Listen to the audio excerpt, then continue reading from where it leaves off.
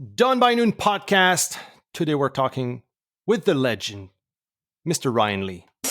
You're listening to the Done by Noon podcast, a podcast for entrepreneurs who want to achieve more by noon than others in a full day. Serial entrepreneur Dave Ruel and his co-host Chris Lopez share the strategies that will help you optimize your productivity, performance, and lifestyle so you can reach new heights in your business and life. So if you're ready to become the most efficient and effective entrepreneur you know, you're in the right place. Welcome to the show.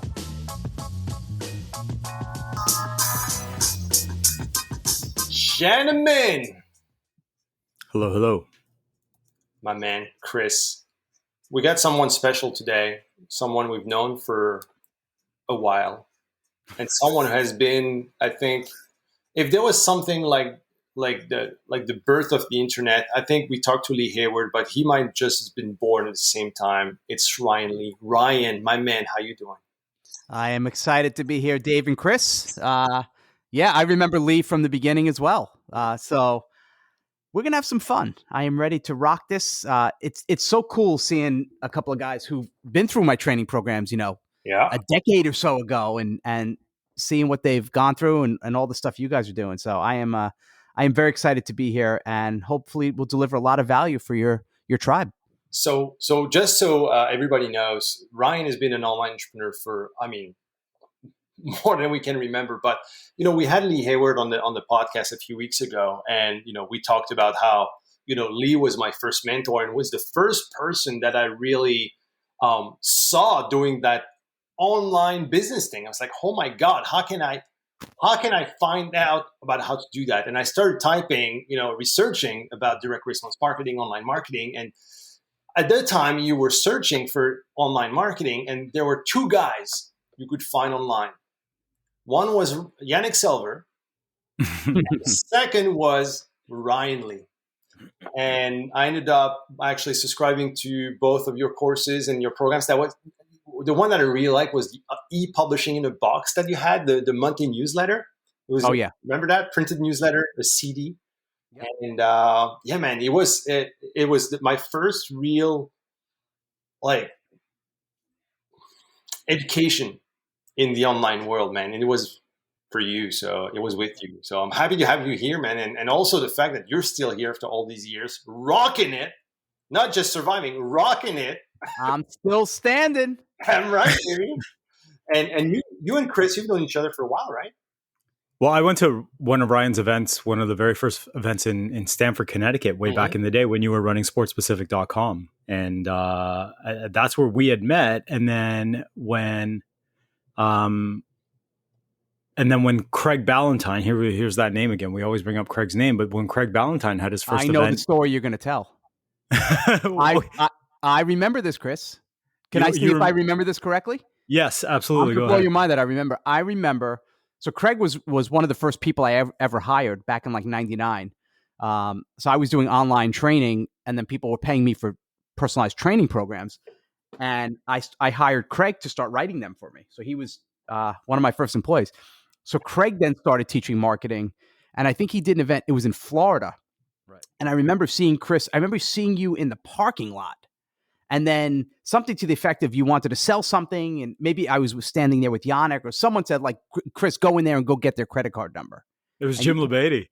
Right, it was Jim. Jim said that. And then you went in and you got the order before it was even done. But I remember that vividly, standing in the parking lot in West Palm. And it's bizarre how I remember these things, but I do remember that, and you running in and getting the card.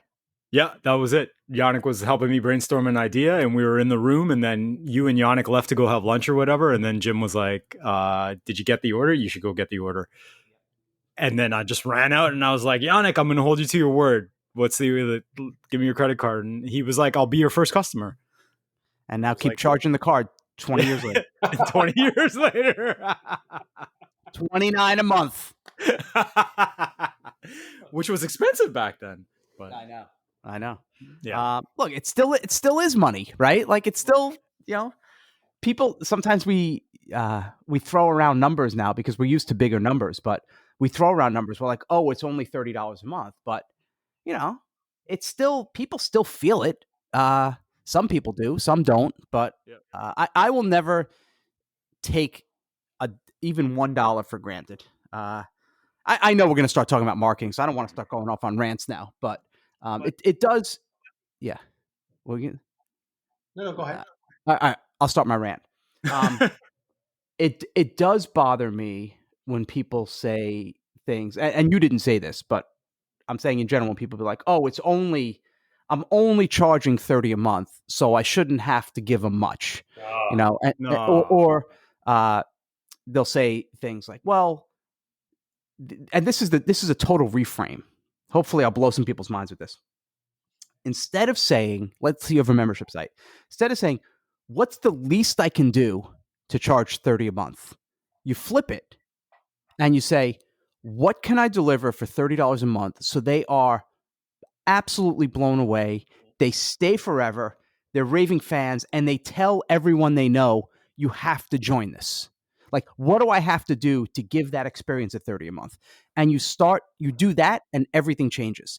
Because too much is like, make money in 2 minutes and do the little as possible. And everyone wants to friggin' outsource everything. How do I scale? How do I outsource? I'm like, dude, you don't even have a customer. Well, I don't want to do a paid Facebook group because what if I have to manually remove people? It takes 7 seconds.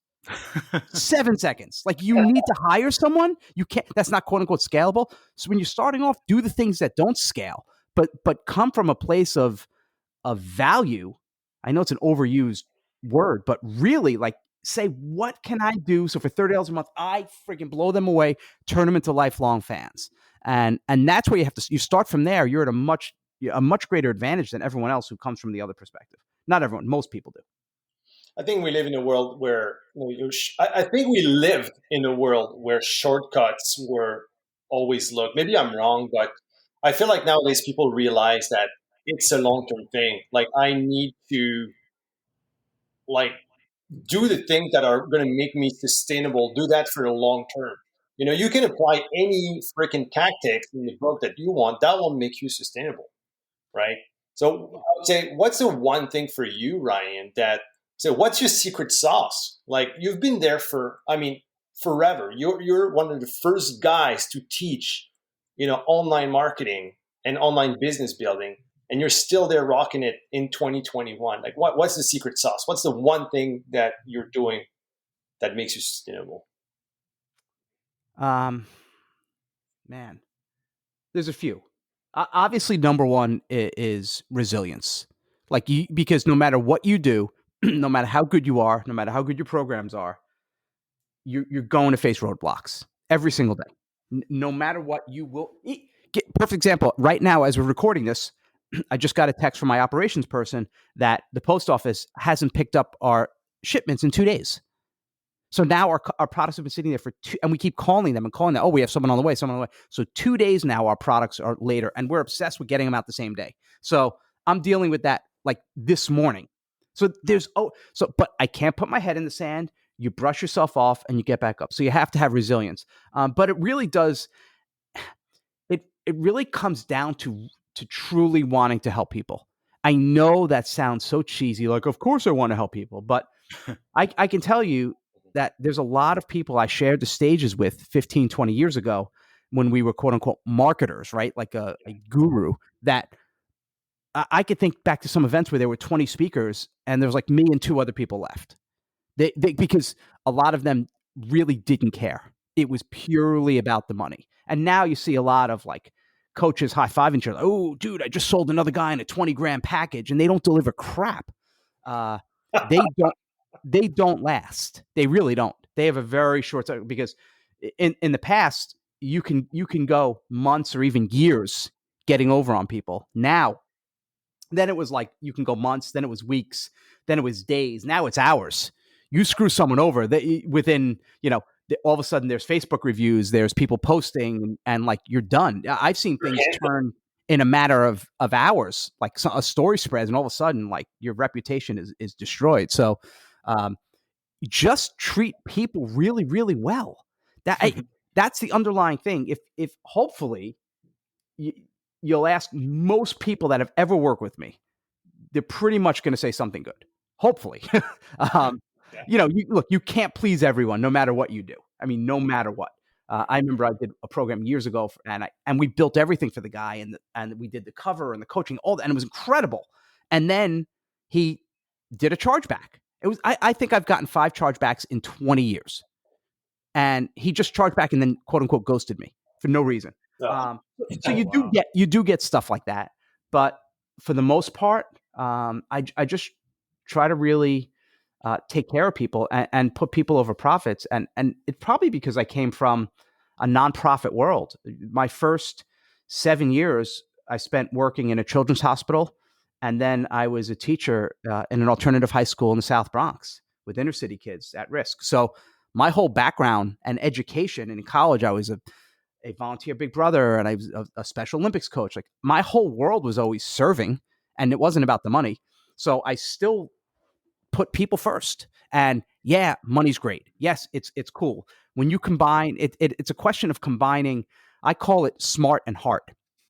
You've got to start with the heart. You've got to start with the caring, the compassion, the empathy, truly giving a crap about people. But then you got to combine it with the smarts, and the smarts are the marketing and the tactics, and what's the best subject line to use, or how should I price this membership site, and should I do levels or not, or how do I simplify? So the balance is when you find that center, when you have heart and the smarts.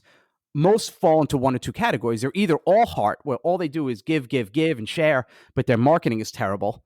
And they're like, well, just rub some crystals together and everything's going to be fine. Watch The Secret and manifest it. That doesn't work. Sorry.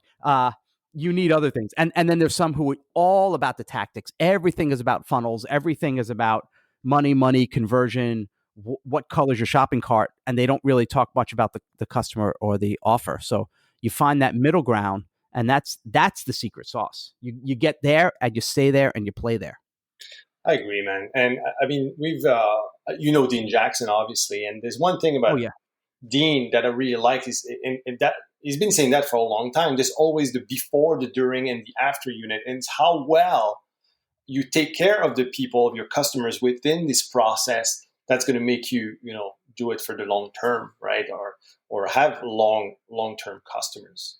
And I remember hearing from Dan Kennedy back in the day that the acquisition of a customer, acquiring a customer, selling somebody on your product is like the hardest thing in business. And so when you've made that acquisition, when you've really sold your product and really over deliver on the service, why wouldn't you do everything you possibly could to keep that customer, keep them happy, keep them engaged, keep them in your world? Because I mean, now we're talking about money a little bit, but they're more likely, if they have a good experience with you the first time, to buy from you again. So I think too many times people see that initial sale and then they just keep on going after that initial sale when they don't think of, you have a customer right there, somebody that probably knows, likes, and trusts you already. Why wouldn't you do more to give them more? And then in turn, they already have that trust factor that they'll buy from you again. Yeah, because everyone wants to quote unquote scale, but they don't realize it's infinitely easier to turn them into fans, and then they will likely buy more and they'll refer other people.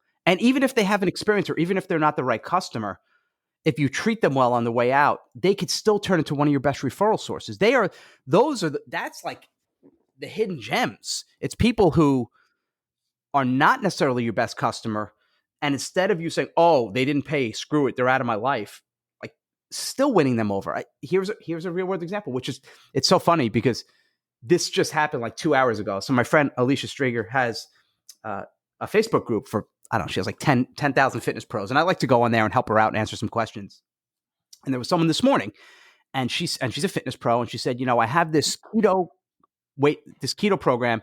And one of my clients, it's a 3-pay. They only paid one, and they're in the group.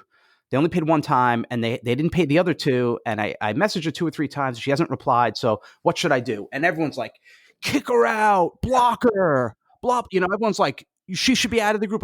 And I said, first of all, let's assume she's having a tough time, right?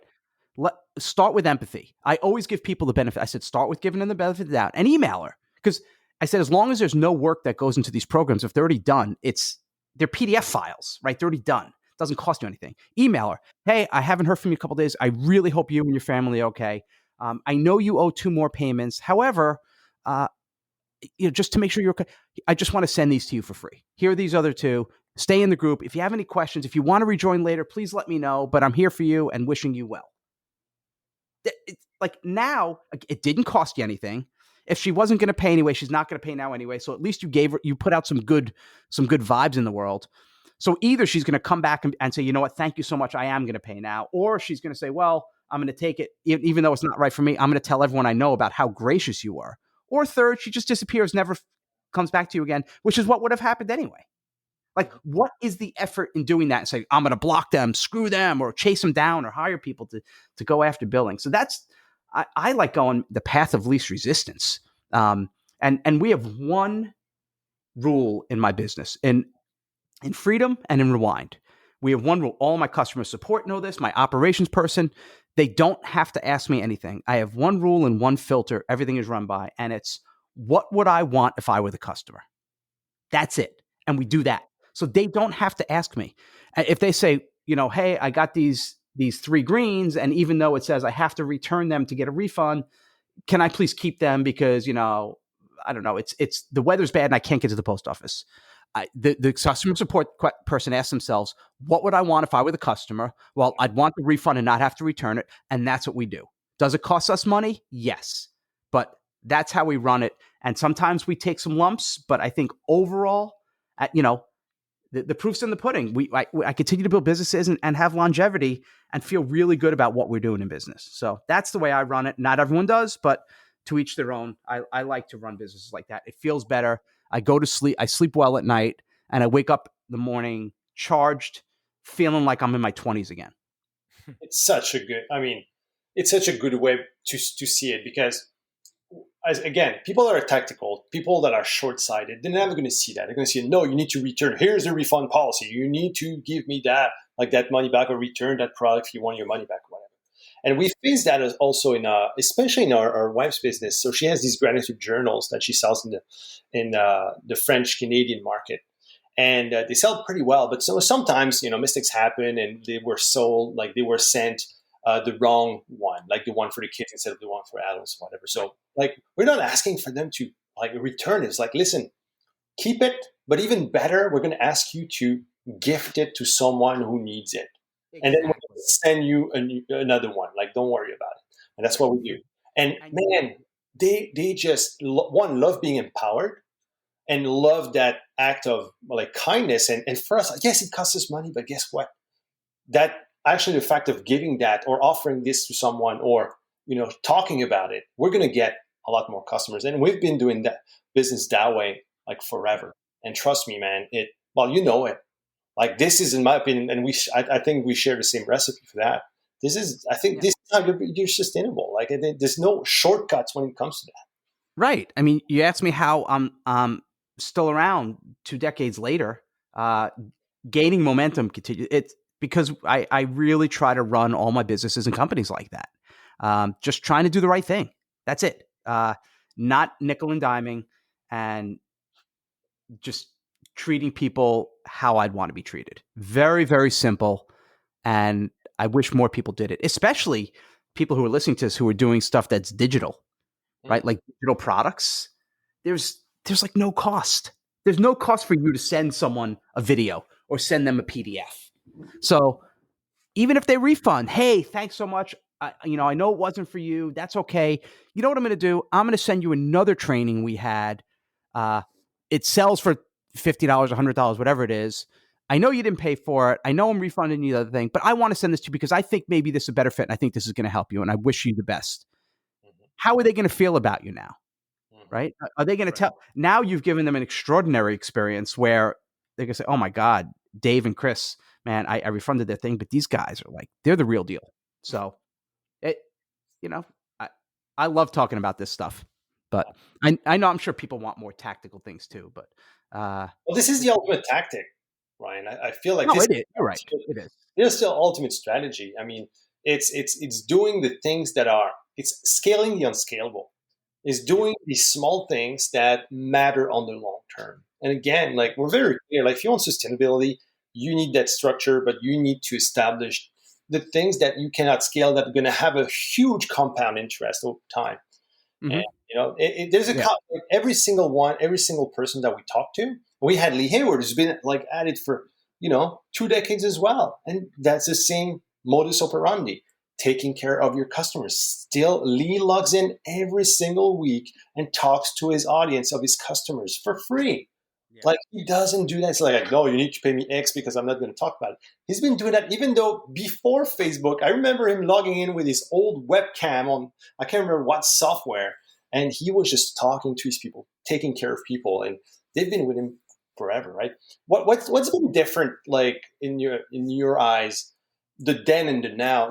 How you used to do things before, and what you need to do more of now. You find. Well, obviously, when I got started, the biggest change in the marketing world is social media. Back then it was just basically you put up a site.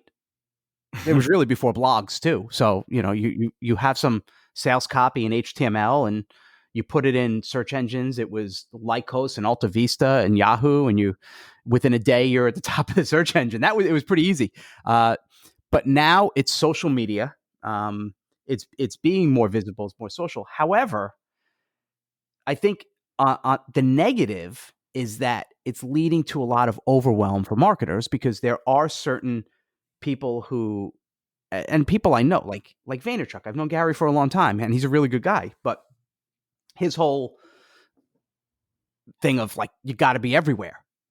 Every platform, you got to be on it. TikTok, you got to start doing videos. Clubhouse, you got to be on there doing rooms. Grant Cardone's the same way. It's like, if you're not hustling, you're dying. And I think it's dangerous because we try to be everywhere, and then you end up doing, marginal efforts on each one. You end up with 13 social platforms. You have 7 YouTube videos with 9 views each. You have a podcast that gets 18 listeners. You have Clubhouse, 7 followers. You have TikTok. You have one stupid TikTok video of you doing a dance with 9 views. What else? LinkedIn, you haven't logged in 3 years. So Instagram, you're doing selfies, big deal. Then you got Facebook. It's like, you can't do it all, right? So what I do is, and I learned these lessons the hard way, especially with 2 of our companies. One company called ProGrade was our supplement company. We were the back end for. You guys gave so much commission money. What's that? ProGrade. So you guys gave me so much commission money. Oh, we paid out millions and millions of dollars. Millions. We had all the fitness pros. We were behind the scenes. All people that I had coached. Mike. What's that? You were the first supplements company, like, to work the affiliate model. Yeah. And it's funny because there were a couple of affiliate programs with some really shady, all these supplement companies, fat burn this and all this crap products. I said, we're not going to do that. We're going to have good stuff. And their commissions were like 5%. I said, what's the commission we can do that's going to blow people away and really takes care of all the fitness pros? And in my head, I said, you know what? Let's give them 30% for life. And that's become kind of the gold standard. I pulled it out of thin air. So it was great because we had all these people that I had coached, like Mike Geary and Joel Marion and Craig Valentine and all these people promoting us. And we were making millions of dollars. And it was great because we didn't have to spend anything. We just gave commissions. What wasn't great was that when they stop promoting, when they find other products and other programs to promote, and we're left holding the bag because we did not control our traffic. We were completely reliant on someone else. So after that experience, so one of the trainers left, started a competing company, and basically took all the affiliates. Lesson learned. I said, if I'm going to ever start a new company, especially e-commerce, there has to be a way for me to acquire my own customers. If your whole business plan is, I hope it goes viral, or, I'm going to have affiliates, or Dave and Chris, you wouldn't be surprised. It's shocking how many people say something stupid like this. Well, my good friend is cousins with a guy who's a UFC fighter, who's ranked number 19th in the world, but he's really good. And he has, 85,000 followers on Instagram. So they think that's their whole marketing strategy. This guy who's a cousin of a friend is going to promote them and make them millions of dollars. And that's what they think. first of all, he's never going to promote. Even if he does, you'll get one sale. So that's it. So you need a way to be able to acquire your own customers. Right now, still, even though the ad cost has gone up a little bit, the most effective way for most markets, most people, especially B2C, is Facebook ads. You can target so detailed. And if you follow what we've been talking about earlier here about taking care of people, and you have good lifetime customer value, and you could just get customers at break even, you have a 7-figure business. That's right. You do. You just take that money and put it back in. Most people don't understand the economics of it. They think if I'm breaking even, I'm getting killed. They're like, dude, I don't understand. I spent $300 last month, and I only made back $420. Dude, you're in the money. Yeah. I'm like, you're what? in the black. What are you talking about? Yeah. I know. I did a coaching call with a guy, and he was doing online. I don't want to give it away. Something in the health space, and essentially, he was for every $5 he was spending, he was making back like $7 and getting a customer. I said, well, how much money are you spending a month? He said, well, I spend like, I don't remember if it's $5 or $10 a day. I said, why? He's like, I don't know. Should I spend more? I said, yeah. Sell your house and spend every dollar you got. Like every dollar you make in the business, you should put back in and continue to scale it up. That's how you can grow a business, really. So that it's become so much easier to run traffic now. It's more competitive, yes, but easier to run traffic and target. So let's talk about traffic for a moment. So you have now, so your main business now is Rewind, your supplements company. You have amazing greens, different flavors. But how are you able to stay outside of the giant Facebook slapping extravaganza that's going on right now? Because I know, like, for example, in Nutras or anything fitness, it's very tough just to stay, like, not compliant, but you're not going to get slapped for absolutely no reason. Right. We, well, fingers crossed, never get slapped because we don't say anything that we shouldn't say. We make zero claims. Even if you look in our Facebook ads, we answer every comment, usually within 10 minutes. And we answer them honestly. So someone will say, do these greens help me lose weight? I say, no, they don't. If you take one of our greens, if you have it in the morning and wash it down with 2 cheeseburgers, a large Coke, double fries and an ice cream, you're not going to lose weight. These help, your body get nutrients, and the idea is to help you build some good momentum so you have a healthier lunch and a healthier dinner. But by itself, no, it's not a miracle. So Facebook likes that. They like the fact we're transparent. My videos all over the place. You have the way to reach us. We have an address. We have a street. We're actually on a street here in downtown New Canaan, Connecticut. We answer everything. We make no claims. We're completely transparent. So that's it. We don't do the whole one trick to blah, blah, blah. Right. Right. You're not on the hype train. No. Here's what we got. Here's what we sell. We think it's really good. Give it a try. See how it makes you feel. If you don't love it, you get your money back. And if you don't want it, that's cool too. We wish you the best. That's it. That's all our ads have ever been. Really simple, really straightforward. They're not slick. We don't mislead people. And our conversions are through the roof. And I bet you have a lot of very loyal customers too. Oh my God. Because we had to shift. We started with bars and it was really tough, especially when COVID came and it was hard to get the bars made and it was taking months and months and the margins were thin and we just could not make it work. So we started to adding greens and the greens were doing better and we shifted to that and we sunsetted the bars for now. And customers were like, you know what? Ryan and Rewind, whatever you guys do, we're with you. They're like, we got your back. And what other nutrition company can you say that with? Not many. You can't think of many nutrition companies where you're like, oh my God, that company really cares about me. And we have a Facebook group with thousands of people. I mean, they're every day. We're always talking. We're always interacting. We're answering questions. We're doing Facebook Lives. We're taking just really, really good care of them. And that's why Facebook likes us. I really think that's why. I mean, we're a dream customer, a dream client. We make people feel good. We have good products. We don't make claims and people love it. I mean, why wouldn't you do that? But you said exactly what I hoped you would say, you know, because, and it's a recurring theme.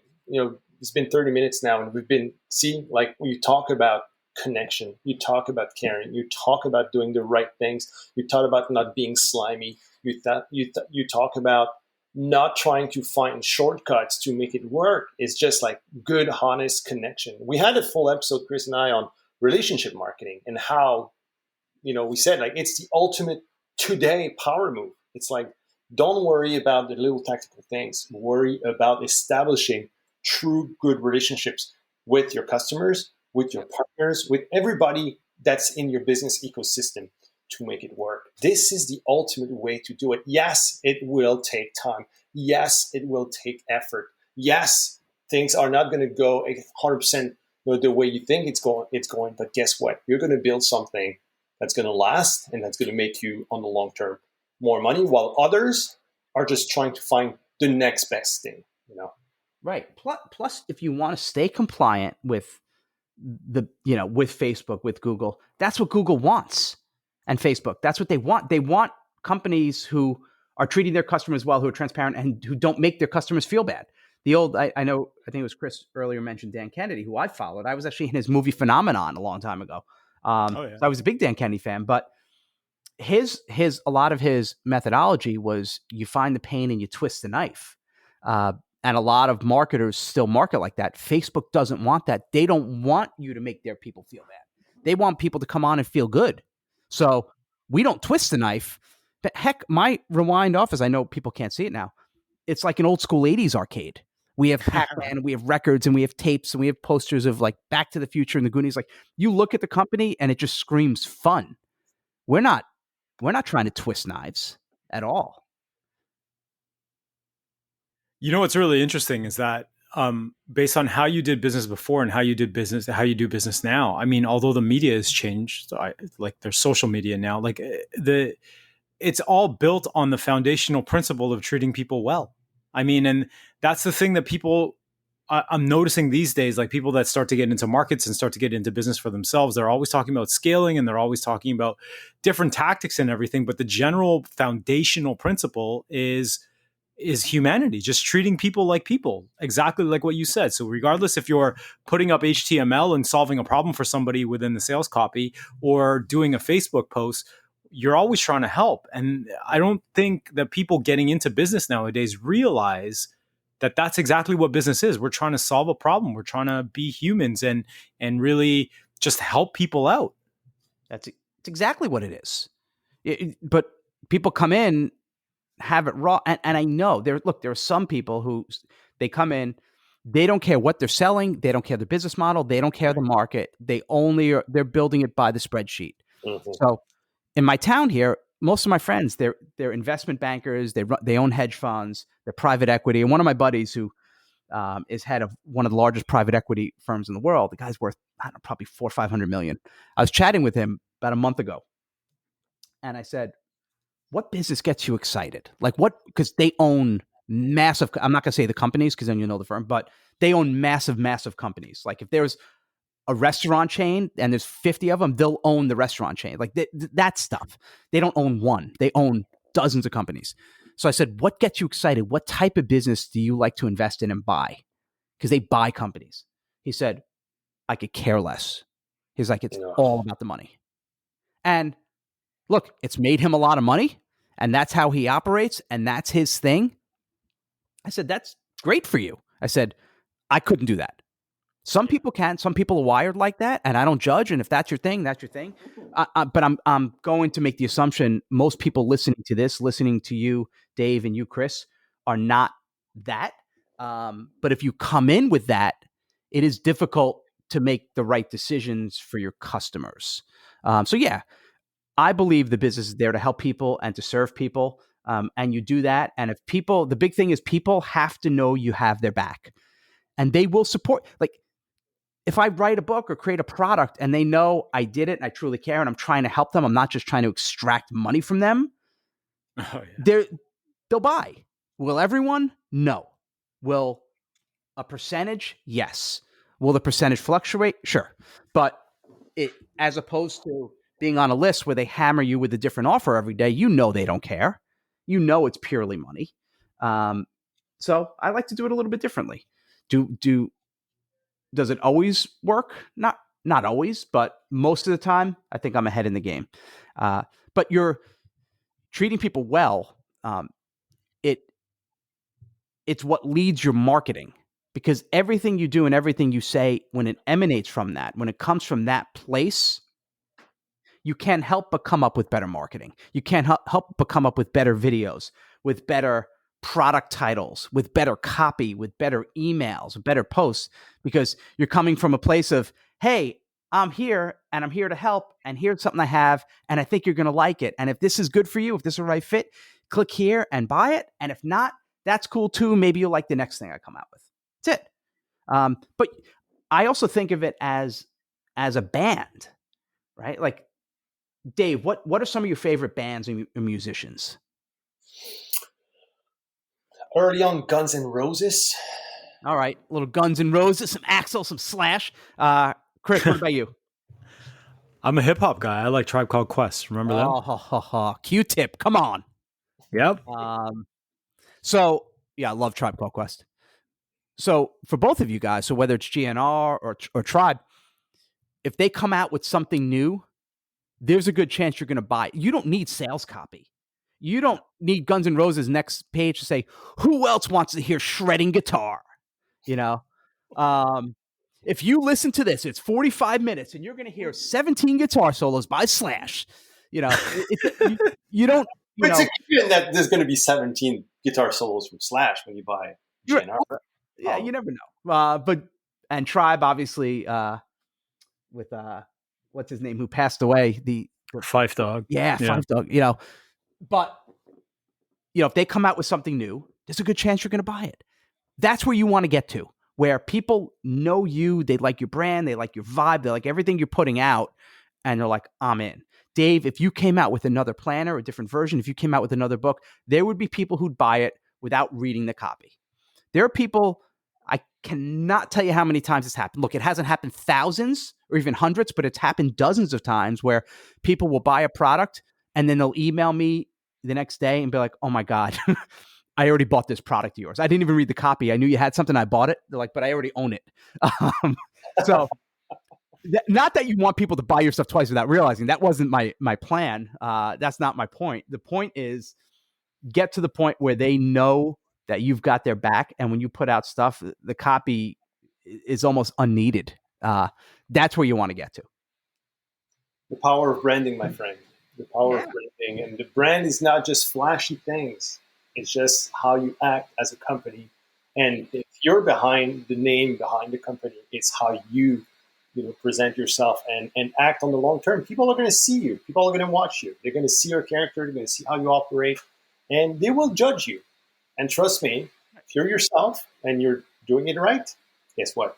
Always good things happen from that. Yeah, but it's still like, even using the Guns N' Roses and the Tribe Called Quest examples, they still have to put out good product. If Guns N' Roses or Tribe put out 3 albums in a row that were crap, right? Absolute crap. They didn't try. They didn't care. They rushed it. The audio mixing was terrible. Like, everything about it was terrible. After 2 or 3 times, you're probably not going to buy anymore. You'd be like, you know what? I'm kind of done with them. So, but if they keep delivering good stuff, you're in. So you still, the caring and all that stuff we've been talking about, you need that. That's the foundation. However, you still have to deliver. But if you care enough about your customers, about people who listen to your music, whatever, I mean, you will have to come up with your best stuff because you want to provide them with the best. And that's the thing. I think and we see that many entrepreneurs they have like successes early on. They do one great thing and then they become complacent and start producing good stuff. They're like, oh, I don't need that. I'm done. I've done the great thing. Now I can just release, things that I don't care. It's just for the money. And these guys don't last. And the slap in the face comes fast now.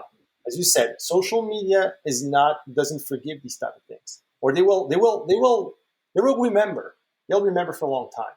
They do, and and maybe this is my personal thing and it bothers me, and I know it still works, but this is something that bothers me with people. They'll come out with a big product and a big launch and all this hype, and they'll get all their buddies to promote in every space, right? They do their thing, they make some money, and then they disappear for 6 months. And then they come back, and all of a sudden they start emailing you like they're your friend. Oh, Chris and Dave, you guys, oh, I'm so excited. I'm working on this new blah, blah, blah. It's coming soon. And then all of a sudden they do their launch again, then they disappear. It's like a bunch of friggin' phonies, man.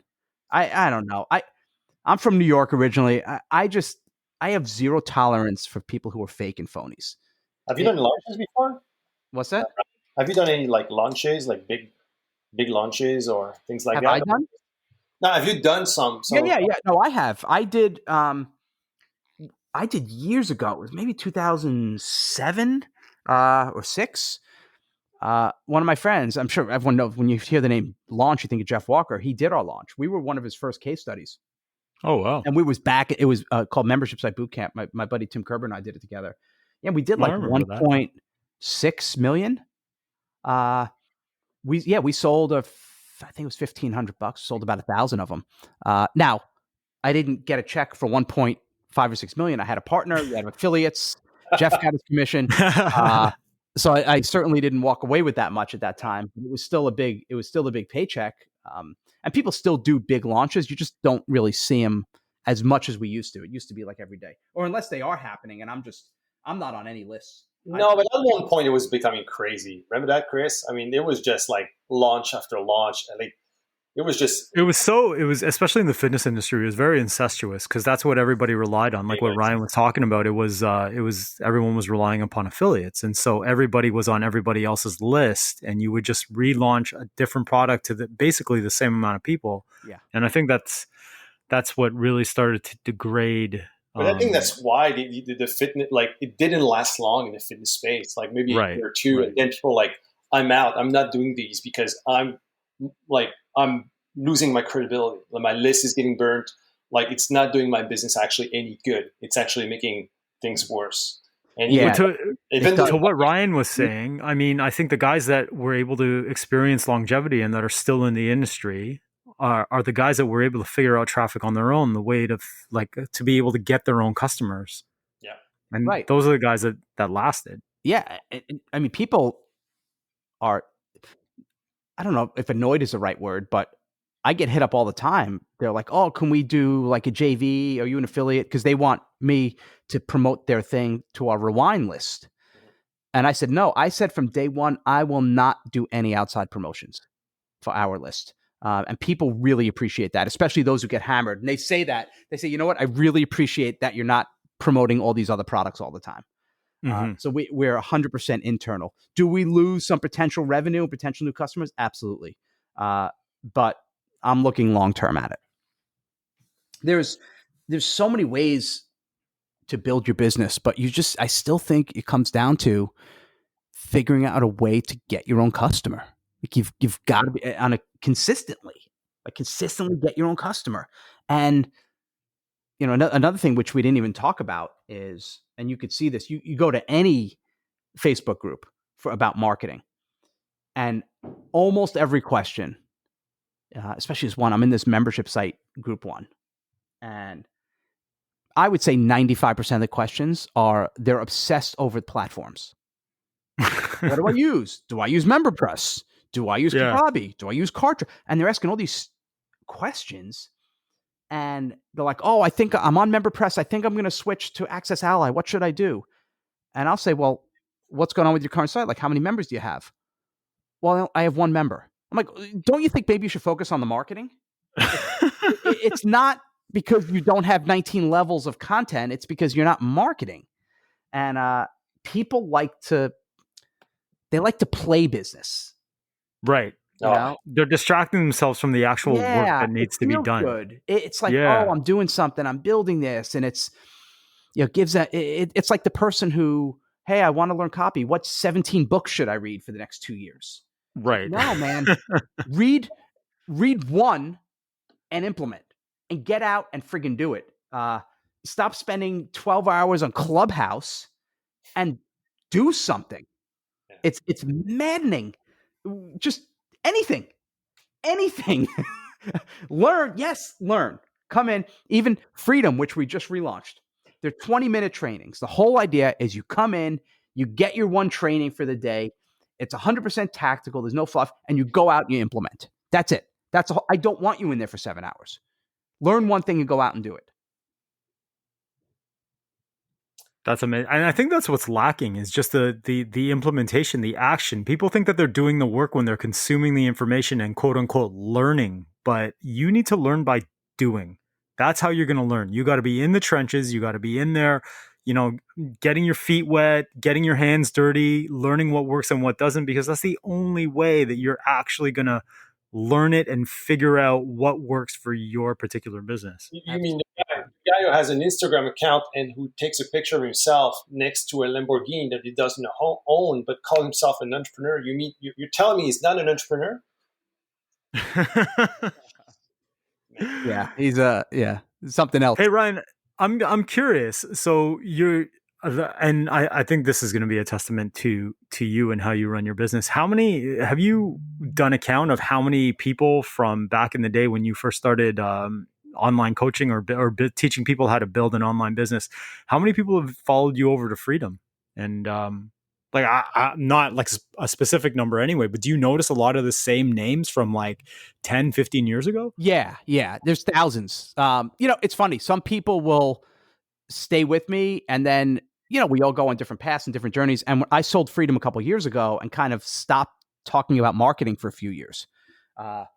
So people kind of go and they follow someone else and they do different things. But I only recently relaunched Freedom as of this recording 4 days ago. So okay, it's all like people like, oh my God, Ryan, it's so good to be back in your world. And it's cool to be back. So, but yeah, I mean, I have a lot of people that were originally, my clients that many of them I've become good friends with. People like Alan Cosgrove and Zach Evanesh and Scott Colby. Oh, wow. Like they were, Mike Geary, they were clients that have turned to friends. Jeff Cavalier from Athlean X. Yes. So now they're colleagues, they're friends. But so I have a lot like that. And it's cool because sometimes people will be on my list or buy my product. And I don't know every single person who buys my products and who've bought them over the years. And I'll get an email saying, oh my God, I did $685,000 last year. It's all because of your advice, because of your product. I'm like, why are you telling me? Like, how come you haven't told me this all along? Like, where's my testimonial? But it is cool hearing that stuff. And what's even better, if I ever feel like I'm stressed or down, or because we all get that, I just think about how many people that I've been able to help that have then in turn created businesses that have impacted thousands of lives. And that's pretty cool. And I'm at the phase now, I'm going to be 49 this year. I just want to build businesses that I enjoy doing, that make me feel good, that have a lot of impact, and that my kids are really proud of. My 4 kids, we have this space here with all these arcade machines and the records and the tapes, and they love coming here. They bring their friends here. This is like the unofficial hangout in the town. That to me is the greatest feeling in the world. So I don't even look at it as I have to work. I look at it as I get to play, and I just come in and, create products and programs and listen to my tribe and interact and try to do things that are going to help them. And yes, that can be profitable too. You can have both. There's nothing wrong with that, with doing both, with having a business that helps people and makes money. I love it, Ryan. Ryan, we got about 5 minutes. I think we got a hard stop. But 4 kids, 2 companies, 1 wife. I love the website. 1 wife, and man, you do it all. And I love your tagline, let's play. But let's finish with maybe something tactical. What's the number one thing, or your number one time management, I said trick, but what do you do with your time that makes you available for your wife, for your 4 kids, for your business, to do it all like you do sustainably? What's the one piece of advice you would give people who have, all that, but struggle a little bit with putting it all together? Yeah. I mean, I put everything in my calendar, and I don't book anything after 3:00. That's it. No matter what. I don't care what it is. I don't care who it is. I'm done by then. So I can go home and drive my kids to their activities and do stuff and be with my family. So I make sure I know the clock is ticking. So I have to get everything done. I have no choice. So that's it. I work off the calendar, get it done. And in the morning, the first thing I do is, what is the biggest driver to my business? The biggest driver for my business are still my emails. So first thing I do before I check email, before I do the other things, I write the emails to my lists. And that is the biggest driver. I know you guys have your, the show is done by 6, done by 12 by noon. So I'm pretty much, I can write an email and be done by like 10 in the morning. If I didn't want to grow, if I want to just kind of stay the same, grow a little bit, I could do that. Of course, I want to keep going, but that's it. Super, super strict on the calendar. Nothing gets in it late. No night appointments. Just that's it. And when I come home, I shut the phone off and I just try to decompress and be with my kiddies. What time are you waking up in the morning these days, right? Anywhere, usually around 6:30. Nice. Yeah. Something like that. I go to sleep early-ish, 10:30, it just depends. So I like to get a lot of sleep. I think we need it. I think it's dangerous to get less sleep and try and using the whole, I only slept for 2 hours as a badge of honor. You're an idiot. Yeah. You get more sleep, recharge your batteries, and unplug, decompress. I know there are some people like, you should be working all day or learning. And all I do is when I come home, then I'm on Clubhouse for 3 hours and I'm always learning. I'm like, oh man, that's exhausting. It is, man. I come home, I shut everything off. I'll watch some Netflix. I love watching shows and movies and just turning my brain off. Yeah. I don't know how people can do it all day. I used to love watching Shark Tank. Even that became exhausting because I was thinking about business. I know. I can't even watch Shark. I haven't watched Shark Tank in years. I can't. I don't want to think about business. I want to just, because it can, as an entrepreneur, it can consume you. 100%. So I think you're best and you're most fresh when you're doing stuff that's not. Even yesterday, I was working out at night. I'm on the treadmill, and that's when I had like the big idea. I'm like, oh my God, boom! I have this new idea for a video ad I'm going to do. And I called my media buyer. I said, we're going to do this. We're going to do this drink and this. He's like, oh, love it. But the ideas happen when you're not talking or thinking about business. Mm-hmm. So unplug, take care of your body, take care of your health, eat clean. You don't have to obsess over it. Chris, you're the fitness guy, right? Like if you're not taking care of your health and your body, how are you going to have the energy to do all this stuff? I look at it like you're Rocky training for a big fight. Keep yourself in peak condition. You'll have more energy. You'll think more clearly. You'll be able to be a better entrepreneur. You'll have more energy for your family, for whatever priorities you have in life. So that's it, man. And just get stuff done. Stop getting distracted.